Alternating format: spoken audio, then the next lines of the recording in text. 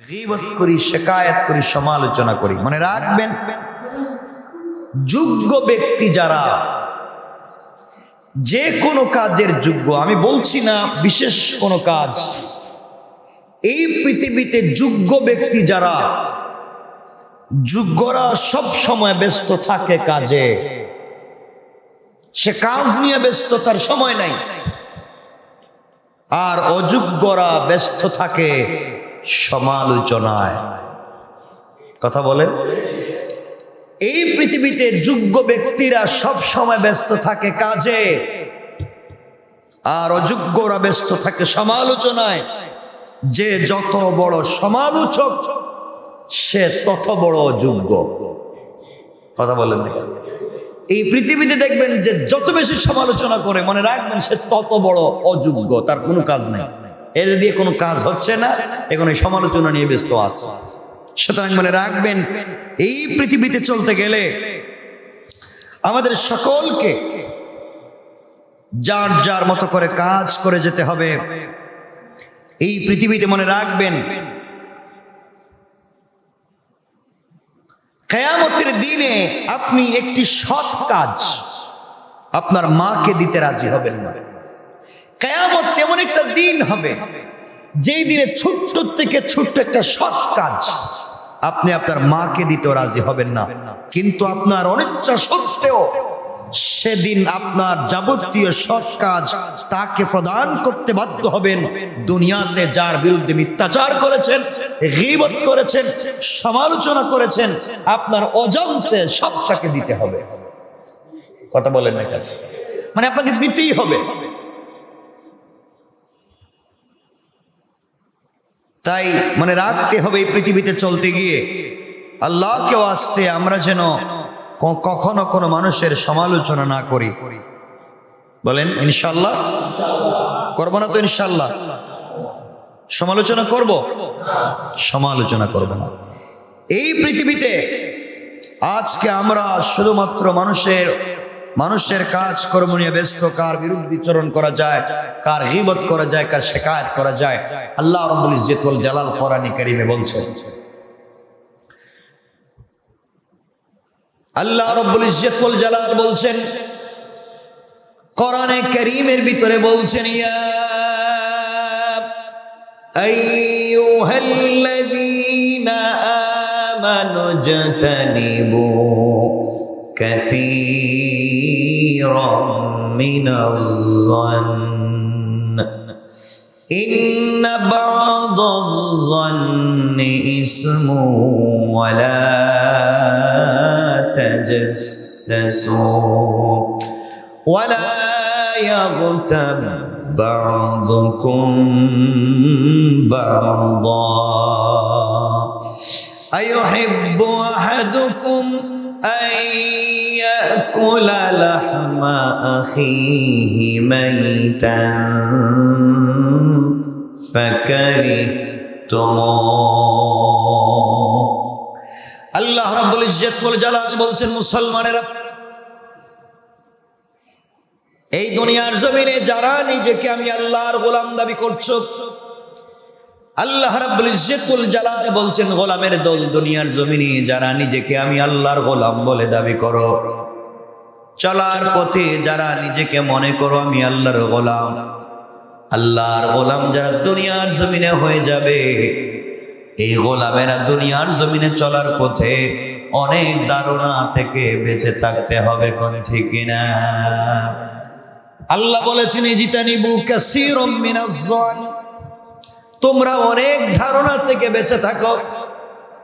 ইন্না বা'দাজ-যন্নি ইসমুন, কারণ পৃথিবীতে চলার পথে অনেক ধারণা চরম পর্যায়ের গুনাহ।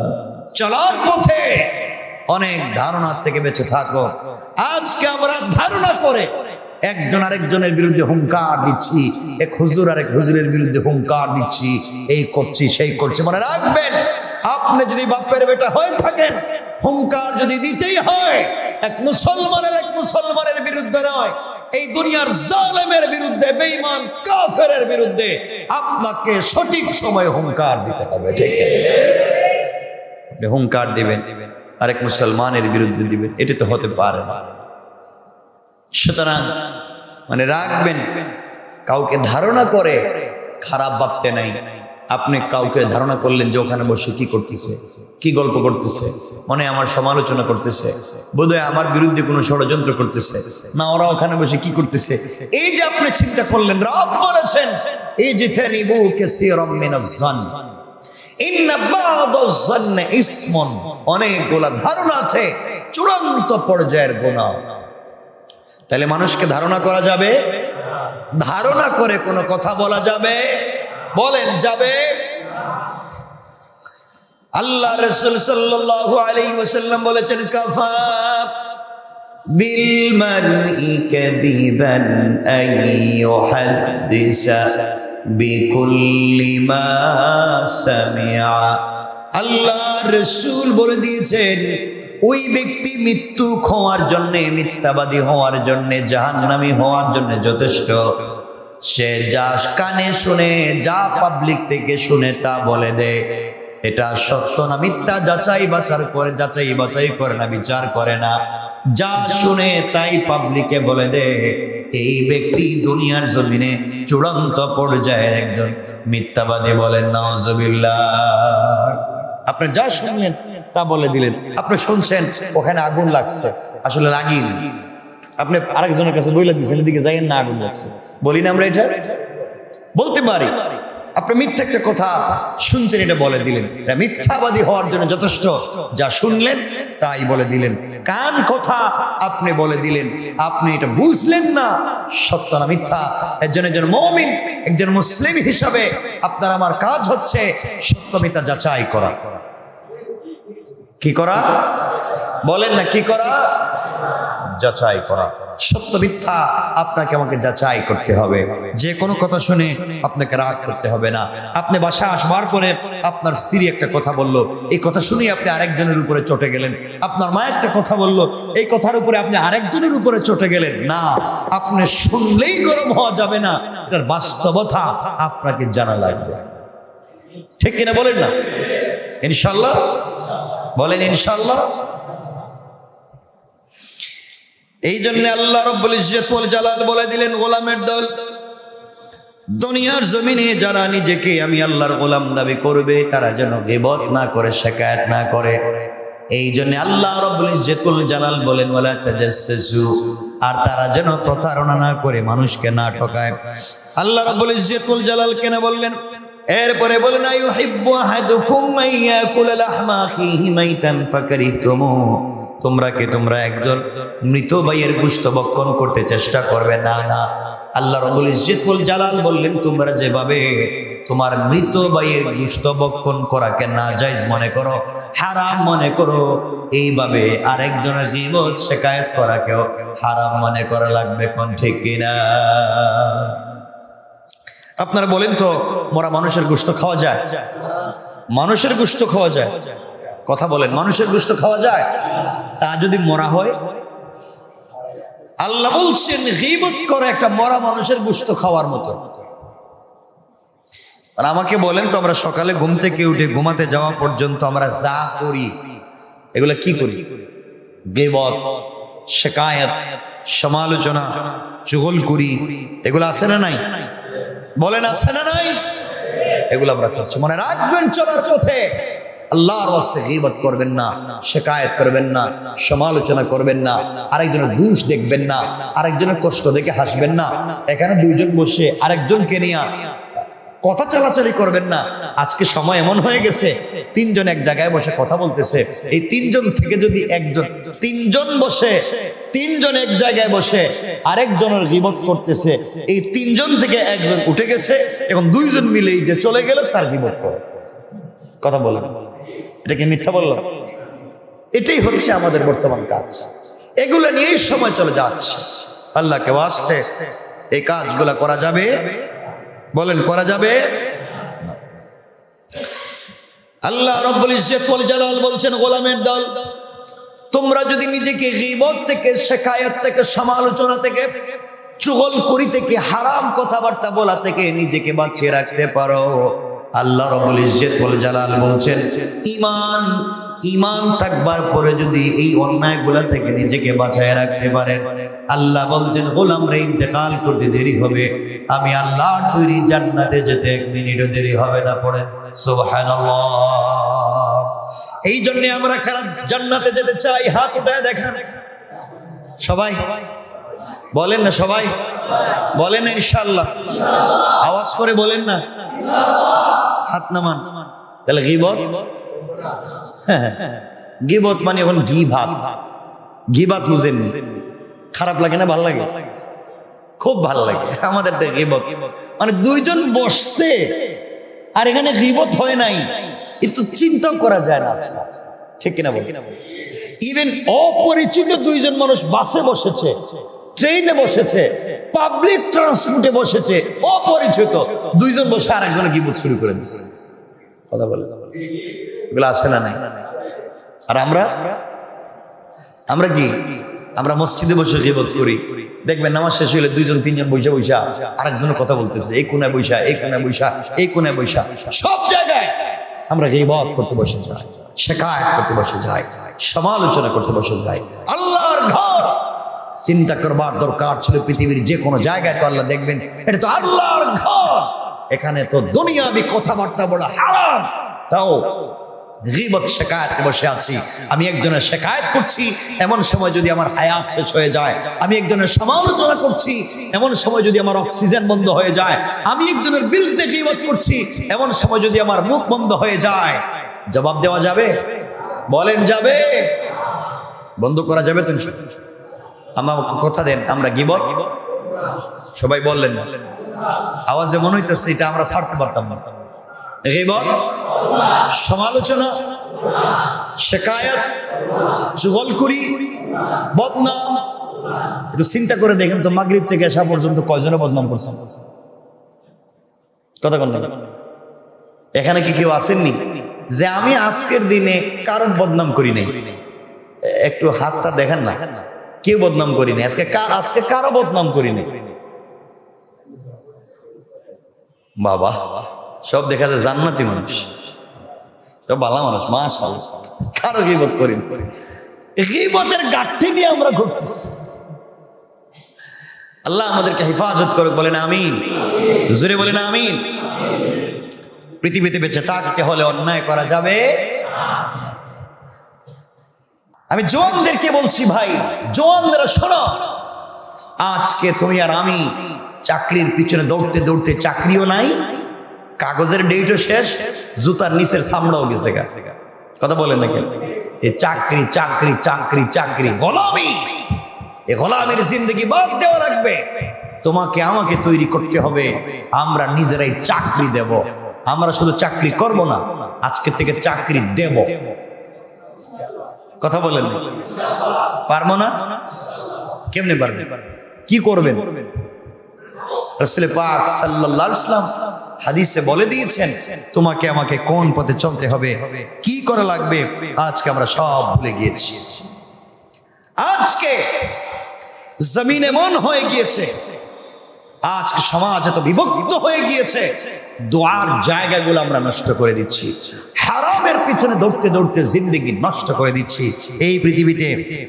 মনে রাখবেন, আমি কিছু কথা বলছি। আমি আজকে আমার কাছে এই যে জুমার পরই একজন এসে বলল, হে তার মায়ের কারণে তার সমস্যা হচ্ছে, মাকে বের করে দিতে চায়, মার থেকে আলাদা থাকতে চায়, মায়ের কারণে তার পেইন হচ্ছে। সন্তান বলছে, একজন শিক্ষিত পয়সাওয়ালা বাড়ির মালিক, সে বলতেছে আমার খুব ভালো লাগতো, আমি মরে যেতে মন চায়, আমি মা থেকে দূরে থাকলে আমি শান্তি। আপনাদের কি নাউজুবিল্লাহ বলতে লজ্জা হচ্ছে? সন্তান বলছে আমি মায়ের থেকে দূরে থাকতে চাই। মনে রাখবেন, এই পৃথিবীতে দোয়া কবুলের জায়গা এক জায়গা, আপনি ওখান থেকে দোয়া কবুল করাবেন। হয়তো আমার এই ভাই এখানে আসেন, আমি ওনাকে বলছি, আপনি আপনার উত্তর পেয়ে যাবেন আজকে তাফসিরে বসে।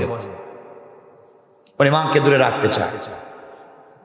মানে রাখবেন, মা বাপ যদি বলে আর শরঈ কোনো কারণ থাকে আর আপনাকে বলে আপনার স্ত্রীকে ডিভোর্স দিতে, একজনের কথায় দেওয়া যায়, তারা হচ্ছে মা বাপ। সন্তানকে ডিভোর্স দেওয়া যায়। আপনি যদি নামাজে দাঁড়িয়ে থাকেন নফল ইবাদতে, আপনার মা এবং বাপ যদি ডাক দেন নফল নামাজ ভেঙে সাজদা থেকে উঠে গিয়ে আপনি মা বাপের ডাকে সাড়া দেওয়া ওয়াজিব। সুবহানাল্লাহ বলেন। আপনি যদি রোজাদার হয়ে থাকেন, আপনার মা এবং বাবা যদি বলে রোজা ভেঙে ফেলো, আপনার জন্য নফল রোজা ভেঙে দেওয়া, মা বাপের সঙ্গে খাবার খেতে বসা আপনার জন্য উত্তম। সুবহানাল্লাহ বলেন। অথচ আপনি নামাজে ছিলেন, আপনি রোজাদার ছিলেন, আপনি তাকে আলাদা করতে যাচ্ছেন কেন?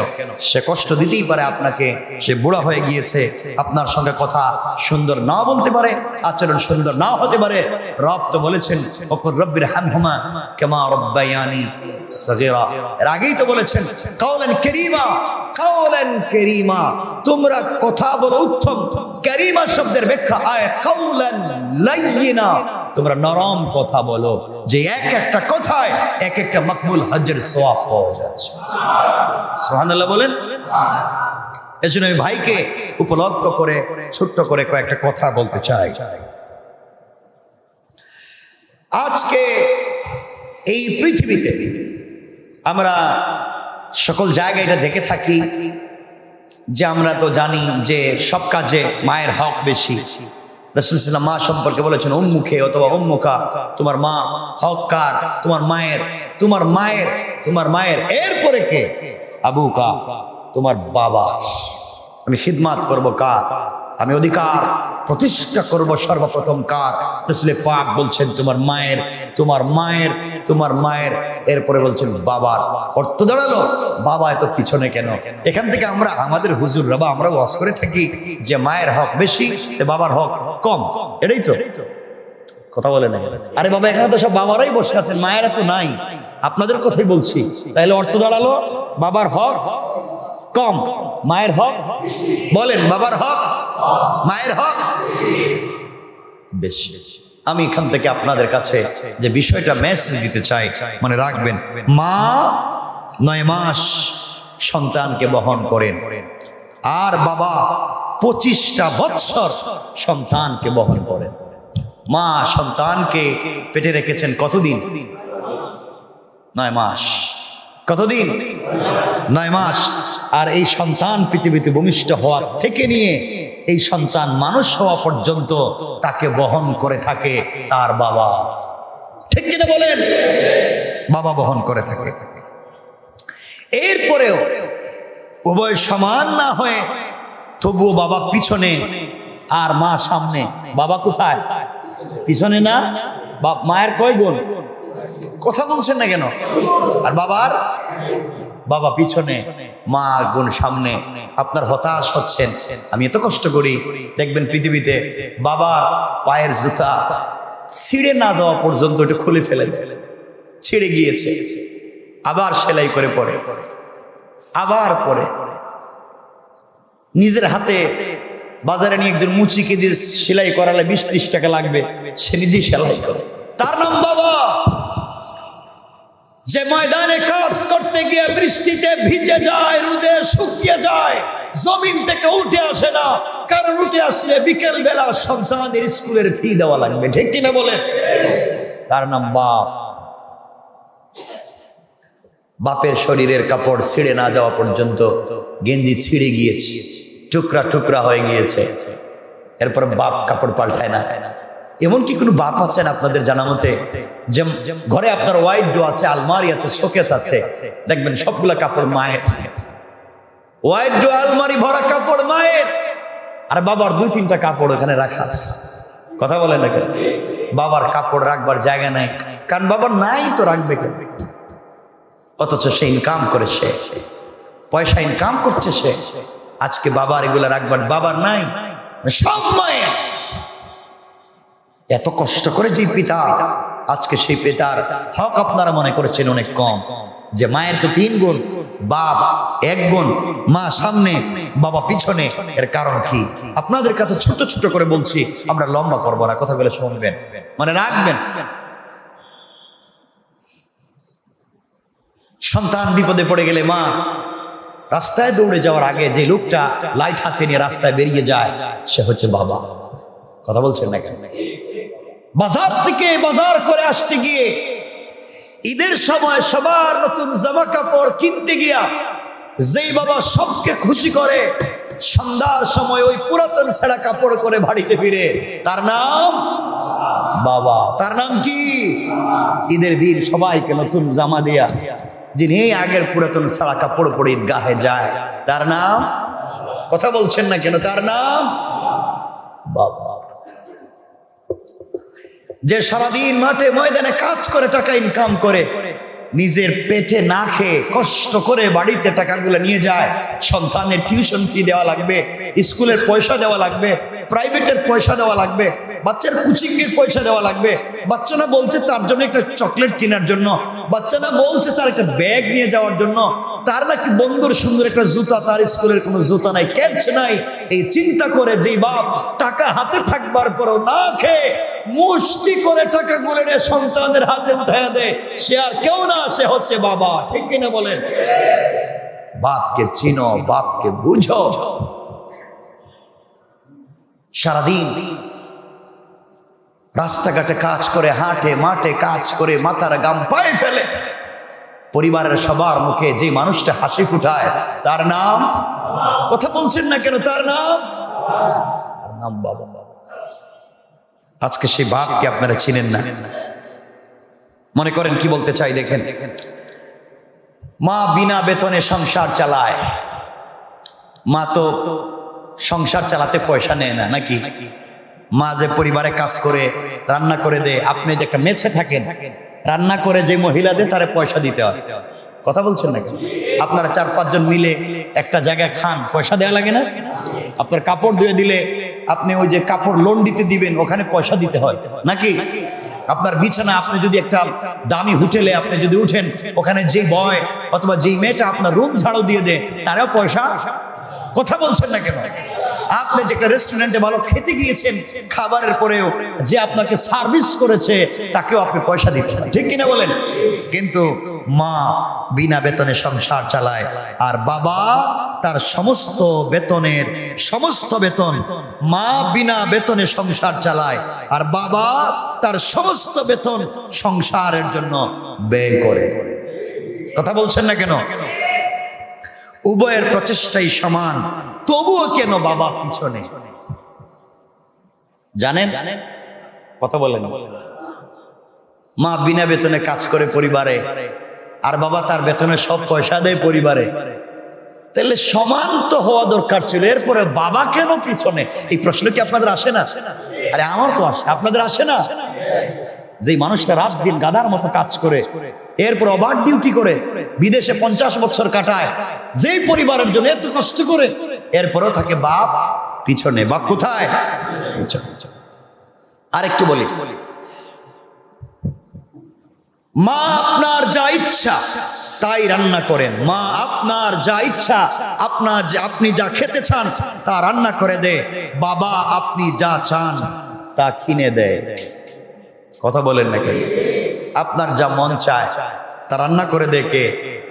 কথা বলছেন না? কে বললে মা রান্না করে দেয়, কিন্তু আপনার যা মন চায় তা কিনে দিতে পারে কে? কথা বলেন। তাদের উভয়ের ভালোবাসা সমান, তবে মায়ের ভালোবাসা উচ্চতর হিসাবে দেখানো হয়েছে। এর কারণ আজও আমরা জানতে পারলাম না। এত কিছুর পরে বাপ কেন পিছনে? আজকে বলবো। আপনি বিদেশ থেকে, ঢাকা শহর থেকে যদি বাড়িতে টেলিফোন দেন, সর্বপ্রথম কার সাথে কথা বলতে চান? কথা বলে মায়ের সাথে। কথা বলেন, সত্য না মিথ্যা বলছি? আপনি যার খবর প্রথমে নেন সে হচ্ছে মা। আপনি যার সাথে কথা বলতে চান সে হচ্ছে মা। কষ্ট পেলে সর্বপ্রথম কাঁদে কে? বলেন। আপনি রাস্তায় ব্যথা পাইলে মুখে দিয়ে শব্দ আসে কি? মা। আমি যেটা বলতে চাই মনোযোগ দিয়ে শোনেন। আপনার প্রয়োজন হলে, অথচ আপনার কোন জিনিসের প্রয়োজন হলে, আপনি রাস্তায় হাঁটতে গিয়ে ব্যথা পেয়েছেন, পড়ে গিয়েছেন, কি বলেন? মা গো, মা বলে উঠেন। অথচ আপনার প্রয়োজন কোন জিনিসের হলে মাকে বলেন না, তখন বলেন কারে? চিন্তা করছে? আপনার কোন জিনিসের প্রয়োজন, আপনার পয়সা লাগবে, আপনার গাড়ি লাগবে, আপনার এই লাগবে সেই লাগবে, তখন কার কাছে বলতে হয়? কিন্তু আপনি কি কখনো চিন্তা করেছেন বাবার কি কখনো খারাপ লাগেনি যে আপনি তাকে অন্য সময় মনে করেন না, অন্য সময় আপনি মনে করেন না, অথচ আপনার প্রয়োজনের সময় মনে করেন? ছেলে মেয়েদের কাছ থেকে ভালোবাসা পাওয়ার ক্ষেত্রে প্রজন্মের জন্য বাবা কেন পিছনে থাকবে? বাবাই তো থাকার কথা ছিল সামনে, বাবা কেন পিছনে? এত কিছুর পরে আমরা সেটা জানতে চাই। ঠিক বললাম না? যে কথা আগে বলেছিলাম এ কথা আবার রিপিট করছি।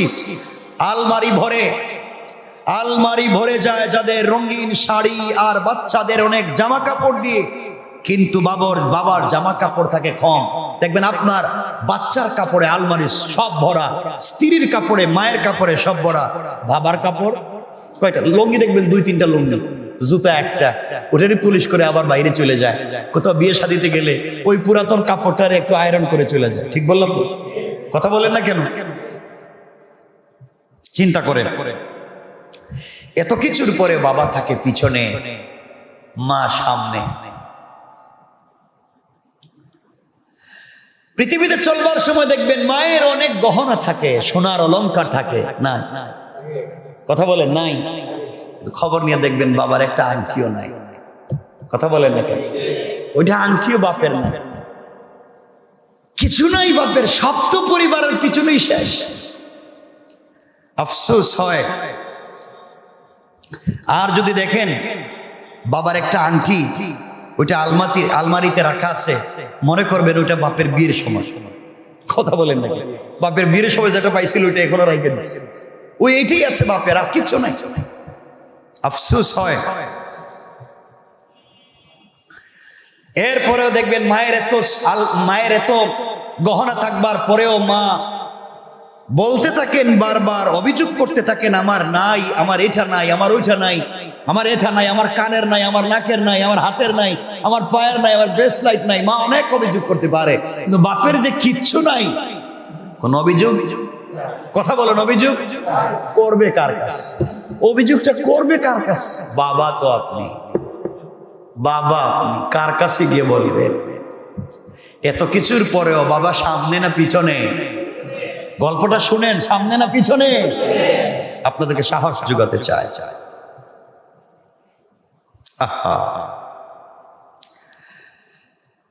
বাবা সারা জীবন কঠোর পরিশ্রম করেন পরিবারের যত্ন নেওয়ার জন্য, কিন্তু যখন স্বীকৃতি পাওয়ার কথা আসে কেন জানি তা সব সময় পিছিয়ে থাকে। যখন কোনো জিনিসের কথা উঠে যে বাপ সারা জিন্দেগি পরিবারের জন্য কিছু করেছে, যখন কিছু হবে, এই পরিবারের স্বীকৃতি আসবে, তখন বাপের নাম নাই। কারণ তুমি তো ছেলে, তুমি তো কাজ করার জন্যই জন্ম নিস। কথা বলেন না কেন? তুমি তো ছেলে, তুমি তো কাজ করবাই। মানে আমি জন্ম নিয়েছি গোলাম হিসাবে।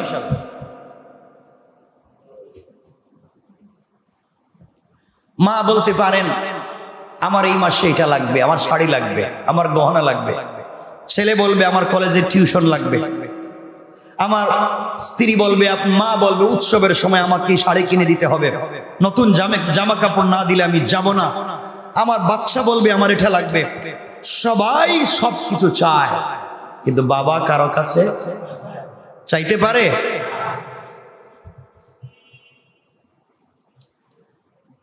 মা বাপ যখন বুড়ো হয়ে যায়, সংক্ষেপ করে বলতেছি, মা বাপ যখন বৃদ্ধ হয়ে যায় তখন বাচ্চারা বলে মা ঘরের কাজ দেখাশোনা করার জন্যে অন্তত পক্ষে, মা সবকিছু দেখাশোনার জন্য হরেও গেল, ঘরে থাকবার দরকার। বাপ বৃদ্ধ হয়ে গেলে সন্তান মনে করে বাপের আর কোনো দাম নাই, বুড়া হয়ে গেছে। কথা বলেন না কেন? বাপকে আর কিছু বলতে চায় না। এখন আমি বলতে চাই, এত কিছু যিনি পরিবারের জন্য করলেন, যিনি পরিবারের জন্য, যিনি দেশের জন্য, যিনি সমাজের জন্য এত কিছু করেন, স্বীকৃতি যখন পাবে তখন সামনে বাবা না পিছনে? কথা বলছেন না কেন? সবাই বলেন সামনে না পিছনে? এর কারণ কি জানেন? এর কারণ হচ্ছে বাবা পিছনে, এর কারণ বাবা হচ্ছেন পরিবারের মেরুদণ্ড। আল্লাহু আকবার বলেন, সবাই বলেন আল্লাহু আকবার। বাবা হচ্ছেন পরিবারের মেরুদণ্ড, আর মেরুদণ্ড শরীরের সামনে থাকে, কথা বলেন, পিছনে থাকে। এই জন্য পিছনে মেরুদণ্ড থেকে পুরো পরিবারকে সোজা করে যে রাখে সে হচ্ছে কলিজা টুকরা বাবা, ঠিক কিনা জোরে বলেন। সুতরাং আপনি যাই করেন, আপনি যত বাহাদুরি করেন, বাপ বাপই হয়, কারণ বাপের উপরে ভর করে পা থেকে মাথা পর্যন্ত তুমি দাঁড়িয়ে আছো, ঠিক কিনা বলেন। বুঝতে পেরেছেন বাবা কেন পিছনে থাকে? কেন থাকে? বাবা কি পুরা পরিবারের মেরুদণ্ড। আর মেরুদণ্ড কই থাকে? আপনি যত কিছুই করেন, যত ভারী নেন, ভারী বোঝাটা কিসে পড়ে? মেরুদণ্ডে পড়ে। আপনার কষ্ট পেলেই মেরুদণ্ডই বাঁকা হয়, আপনার কিছু হলেই মেরুদণ্ডই আঘাত পড়ে। সুতরাং বাবা হচ্ছেন একটা পরিবারের মেরুদণ্ড। সুতরাং মেরুদণ্ড যদি ঠিক করে রাখতে পারেন, সঠিক দাঁড়াতে পারবেন। মেরুদণ্ড যদি ধ্বংস করে দেন, পুরা বডি ঠিক থাকবে না। বুঝাতে চাইলাম, বাপকে যদি ঠিক রাখতে পারেন সব ঠিক থাকবে, আর বাপকে যদি ঠিক রাখতে না পারেন কোনো জিনিস দিয়ে আর কাজ হবে না, ঠিক কিনা? বাপকে সম্মান করতে শিখো, বাপকে ভালোবাসতে শিখো। এজন্য সম্ভবত এই কারণে আল্লাহ তাআলা বাপকে পিছনে রাখছেন, ওরা মেরুদণ্ড বানায় রাখছেন। বুঝাতে চাইলাম। সুতরাং আল্লাহর ওয়াস্তে বাপকে ভালোবাসতে শিখুন, সময় দিন। যার বাপ আছে সে জানে, যার বাপ নাই সে বুঝে কি ব্যথা, কি কষ্ট। সুতরাং আল্লাহকে ওয়াস্তে পৃথিবীতে চলবার পথে যার যেভাবেই আছেন তার বাপকে আপনি ভালোবাসতে শিখুন। আপনার জন্যে, আপনার ফিউচারের জন্যে, আপনার ভবিষ্যতের জন্যে সব দুনিয়ার সম্পত্তি যে রেখে যায় সে হচ্ছে আপনার বাবা। সুতরাং আল্লাহকে ওয়াস্তে আমরা বাপকে বাপের মতো দেখবো ইনশাআল্লাহ। বলেন ইনশাআল্লাহ। ইনশাআল্লাহ মনে থাকবে তো ইনশাআল্লাহ? তাহলে বাপের মর্যাদা কম? বলেন বলেন, কোন অংশেই কম নয়। বাপ বাপই হয়, যার সাথে কারো তুলনা চলে না। যে পুরা জিন্দিগি পরিবার যারা নষ্ট করে, ইন্তেকালের সময় সারা জিন্দিগি দু হাতে পয়সা ইনকাম করে, সম্পত্তি জমা করে, সবাইকে সুখের সাগরে ভাসিয়ে যে বাপ খালি হাতে কবরে চলে যায়, সে আর কেউ না, তিনি কে? বাবা। এই জন্য আল্লাহর ওয়াস্তে সন্তান যারা আছো, বাবার সঙ্গে খারাপ ব্যবহার করবা না। আল্লাহর ওয়াস্তে বাবার সঙ্গে উত্তম আচরণ করবা। কারণ বাপকে তুমি বুঝতে পারো না। এই বাপকে, এই পৃথিবীতে মায়ের মর্যাদা বেশি, কিন্তু কোনো মাকে আল্লাহ নবী বানান নাই, কোনো মাকে আল্লাহ রসুল বানান নাই। বাপকে বানিয়েছেন, একজন পিতাকে, একজন পুরুষকে বানিয়েছেন নবী, একজন পুরুষকে বানিয়েছেন রসুল। এই জন্য এই পৃথিবীতে মেরুদণ্ডের মতো সোজা হয়ে দাঁড়াবার শক্তি আছে বাবার। কার? মনে থাকবে তো ইনশাআল্লাহ? আমরা অনেক সময় রাগ করে ফেলি, আফসোস হয়। বাপ যাদের নাই তাদের তো রাগ করবার জায়গা নাই, তাদের চাওয়ার কোনো জায়গা নাই, কষ্ট পেলে বলবার জায়গা নাই। দুঃখ পেয়েছে, মনের অজান্তে কষ্ট হচ্ছে, কার কাছে বলবে? কে বুঝবে? এই জন্য আল্লাহ আমাদের সবাইকে কবুল করো।